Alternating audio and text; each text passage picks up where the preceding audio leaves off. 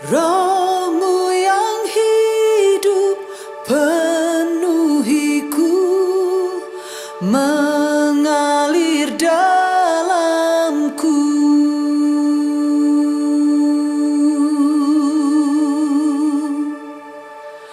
Jiwaku tenang bersamamu dalam naunganmu.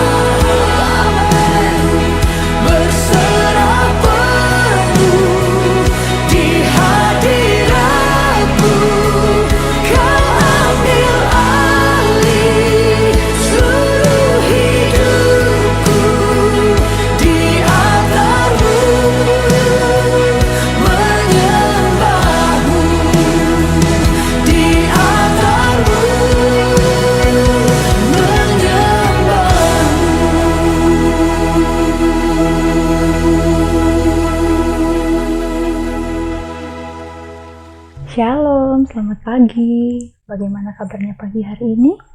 Setelah liburan tentunya semakin fresh tubuhnya, pikirannya, dan tentunya siap untuk mengikuti pembelajaran di sekolah seperti biasa. Sebelum kita mulai pembelajaran, kita akan merenungkan sabda Tuhan. Sebelumnya, mari kita berdoa. Selamat pagi Bapa, selamat pagi Roh Kudus. Mengucap syukur atas kasih dan anugerah-Mu Bapa. Terima kasih untuk perlindungan-Mu dari malam hingga pagi hari ini Tuhan. Kami boleh membuka mata kami, boleh menghembuskan nafas dengan cuma-cuma, itu karena kasih dan anugerah-Mu Bapa. Di kesempatan yang indah ini Tuhan, kami mau merenungkan sabda-Mu. Kiranya Tuhan Kau boleh berbicara untuk kami semua Tuhan. Kiranya Engkau persiapkan hati dan pikiran kami. Kiranya Engkau melembutkan hati kami Tuhan. Mari berbicaralah Bapa. Kau berkati anak-Mu yang akan menyampaikan firman-Mu. Kiranya Tuhan Kau memakai anak-Mu ini menjadi alat-Mu yang hidup. Terima kasih Bapa. Haleluya. Amin. Tema renungan kita pagi hari ini yaitu intimasi Tuhan dengan umat-Nya, yang terambil di dalam Kejadian 1 ayat 26 sampai dengan yang ke-30. Beginilah firman Tuhan. Berfirmanlah Allah, baiklah kita menjadikan manusia menurut gambar dan rupa kita, supaya mereka berkuasa atas ikan-ikan di laut dan burung-burung di udara, dan atas ternak dan atas seluruh bumi, dan atas segala binatang melata yang merayap di bumi. Maka Allah menciptakan manusia itu menurut gambarnya. Menurut gambar Allah diciptakannya dia, laki-laki dan perempuan diciptakannya mereka. Allah memberkati mereka, lalu Allah berfirman kepada mereka, beranak cuculah dan bertambah banyak, penuhilah bumi dan taklukkanlah itu, berkuasalah atas ikan-ikan di laut dan burung-burung di udara, dan atas segala binatang yang merayap di bumi.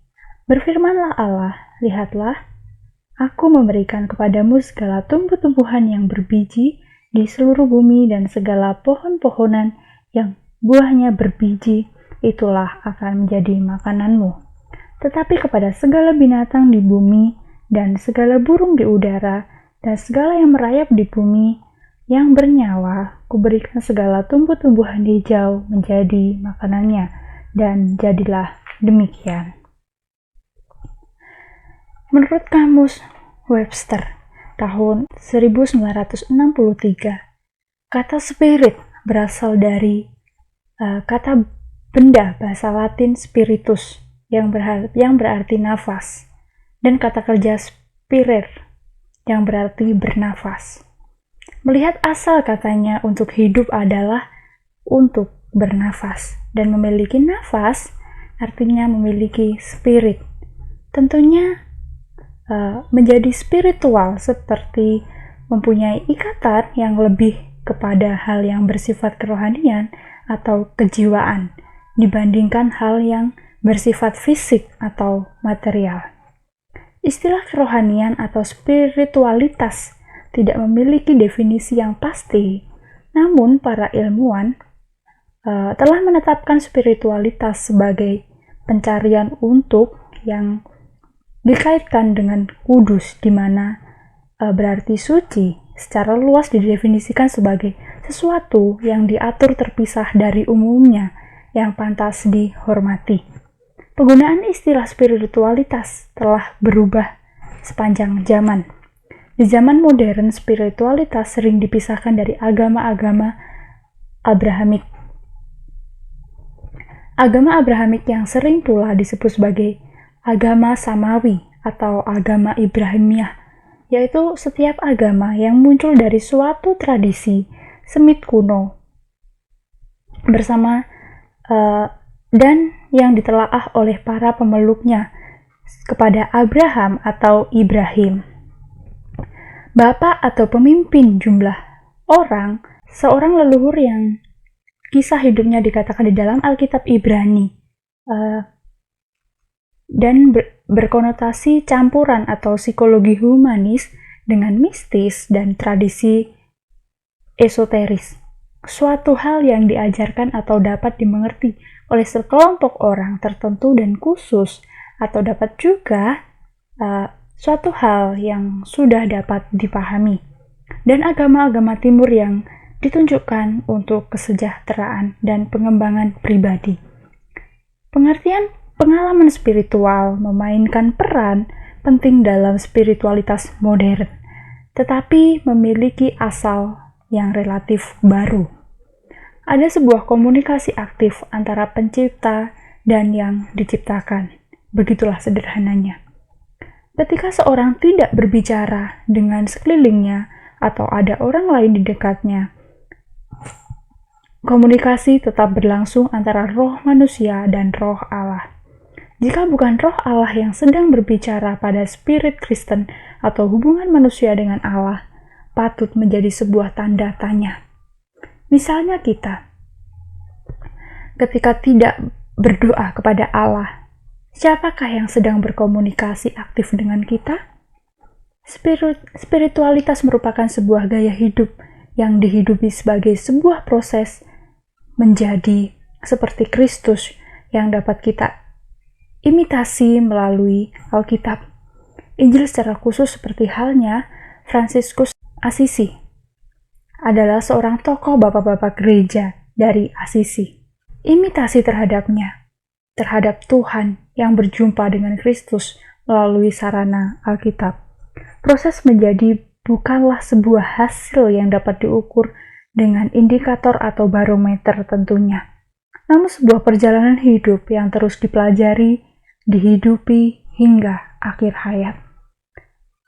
Saat kita mendapatkan kesempatan untuk dapat berkomunikasi aktif dengan Sang Pencipta, pergunakan dengan baik, dengan sebaik mungkin, karena dari situlah pertumbuhan kita semakin ke arah Kristus itu berlangsung.